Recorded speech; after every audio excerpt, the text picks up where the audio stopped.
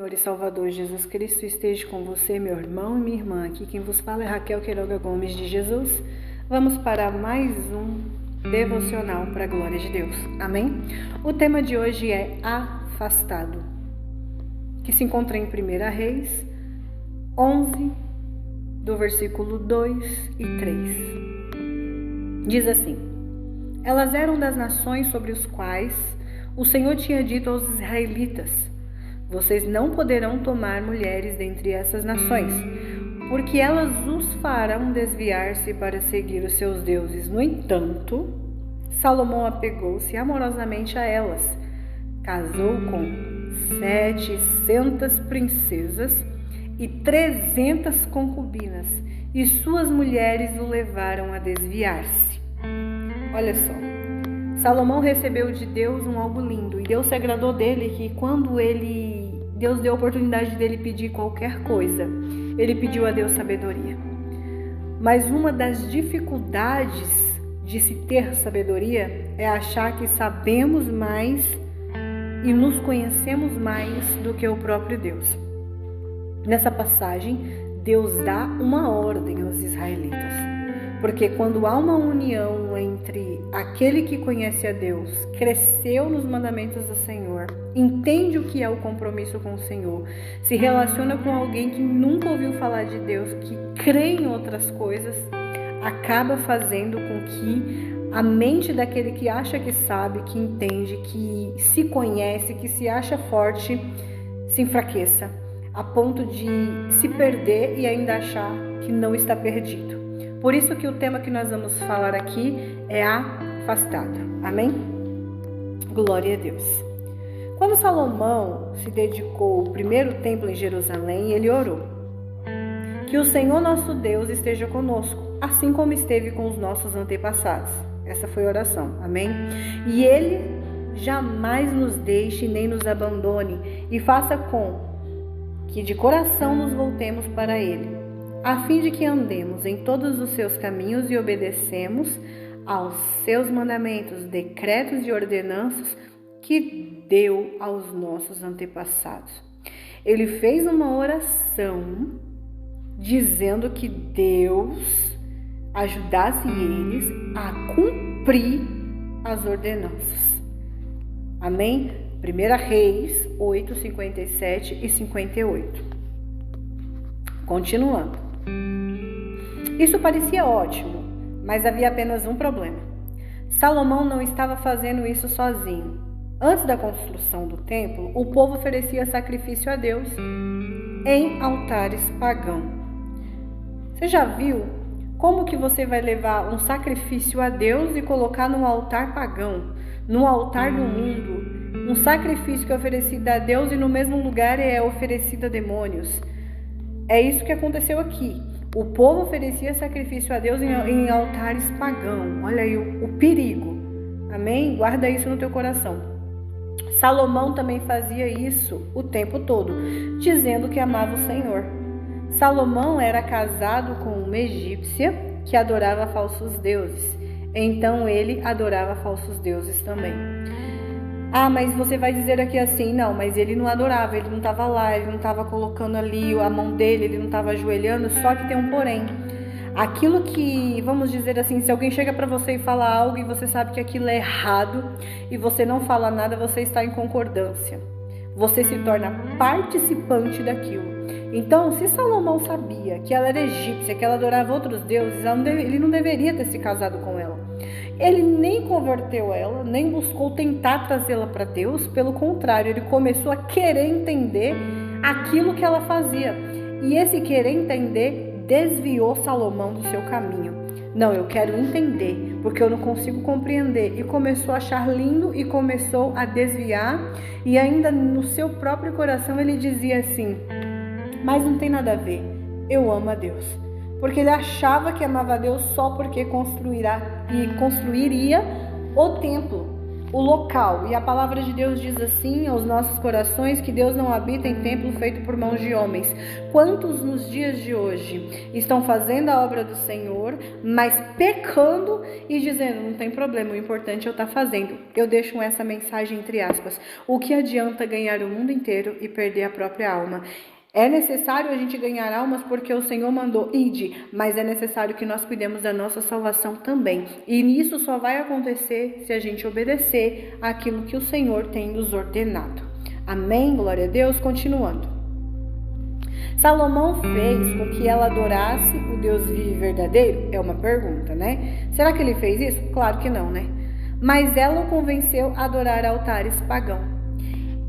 É por isso que a Bíblia nos adverte, não se ponham em julgo desigual com o descrente, pois o que tem em comum com a justiça e a maldade, ou que comunhão pode ter a luz com as trevas, está lá escrito em 2 Coríntios 6,14. Amém? O que acontece? Salomão amava tanto a mulher dele e era tão seduzida por ela, que com certeza ela chegou com todo o charme e falou, não tem nada a ver, vamos lá. Deus vai te entender, você não precisa fazer mais vamos. Só o fato dele pisar no local, ele já estava traindo a Deus. Se você entendeu isso, você dê glória a Deus, porque Deus está vendo aí, você aí falando glória a Deus, se você está entendendo, amém? Vamos continuando então. Foi o que aconteceu com Salomão. Uma coisa levou a outra, e as outras coisas foram de mal a pior. Salomão começou uma coleção, olha só, ele tinha 700 esposas e 300 concubinas. Não só isso, estava errado, moralmente, né, vamos falar assim, como o levou a se voltar para outros deuses e outras mulheres que adoravam a outros deuses. Talvez como cristão você seja atraído por alguma coisa que a Bíblia diz para você evitar. Você é como uma mariposa atraída pela luz, não consegue resistir, é atraído. Aprenda uma lição de Salomão. Aprenda com Salomão, olha só, que fez tudo e colheu as consequências. Não siga por esse caminho, porque o que certamente plantar, certamente você colherá.